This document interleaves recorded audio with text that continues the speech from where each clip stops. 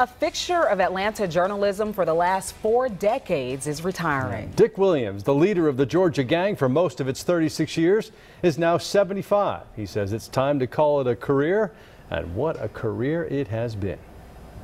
I've always wanted to be a small-town newspaperman. I know that sounds silly, but it's part of my Kansas background, I think. Dick Williams got his wish and the busy desk that comes with it.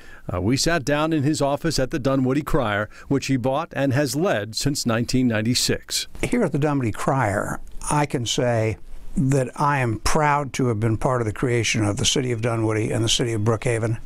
And those are concrete accomplishments that our coverage led to, and that we provided the community all the facts and so forth. Right. Dick Williams. From the studios of Fox 5 Atlanta, here's the Georgia Gang. And good morning. We're glad you could be with us. That was fun. The Georgia Gang isn't like that. It's more staying on top of, to use a corny phrase, hot topics. And stay on top he did. Dick was one of the original panelists on the Georgia Gang in the early 1980s. At first, it had nothing to do with politics. We were started to help Metro Atlanta diffuse all the rumors about the missing and murdered children case. The city was just rampant with racial tensions and rumors. Good evening, I'm Dick Williams. Once Wayne Williams was convicted, the focus changed. Now, Dick was already well known in Atlanta after a successful turn as news director at WXIA-TV in the mid-70s and as a reliably conservative voice as an editor and eventually a columnist for the Atlanta Journal. He brought that newspaper sensibility to the gang. Newspapers tend to cover more substantive issues of government and politics. And so our job, as I see it, is to bring that coverage of government policy and politics to an audience that's eager to receive that, to hear that. That eager audience included political and business leaders on both sides of the ideological divide. How has your politics, your personal politics, evolved over the years, if at all?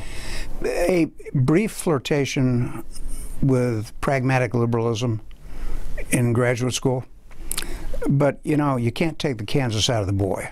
He's a constitutional conservative, he says, with a distinctly Atlanta perspective. I'm liberal on some issues, such as race, because I live in Atlanta. Right. And my friends who don't live here, conservative friends, think I'm a little squishy. But I've seen it work, you know, and when you, like you've been in this business a while here in Atlanta, you get to know giants like Andrew Young. Sure. And you tend to adjust your views accordingly. And Dick's conservative kinship with Newt Gingrich led to a book about the Georgia congressman when he became House Speaker in the 90s. Politics aside, Georgia high school basketball players will recognize him as a referee of 30 years, including 8 state tournaments. And I had a great 30 years here in Georgia, running up and down the court with 18-year-old kids. We referees say that we get older, but the kids don't. Why have you decided to retire now? Well, I think it's time. I just hit 75. And that seemed to me to be a nice jumping off place, 3/4 of a century. Yeah. The birthday was just a couple weeks ago, so I said, that's it, I'm tired. I've also got some health issues that I want to take on. And he wants more time with his wife of 40 years, Rebecca Chase Williams, a former national correspondent for ABC News, and their 2 daughters, Chase and Claire. What do you have to say to the folks who've made 8:30 Sunday morning part of their appointment viewing? Well, there's 2 words that you start with: thank you. Yeah. The governor seems absolutely fried on this issue. The whole idea was to disagree without being disagreeable, Right. and to bring all sides of an issue into the discussion. And I think over the 36 years that we've been on the air, we've succeeded in that.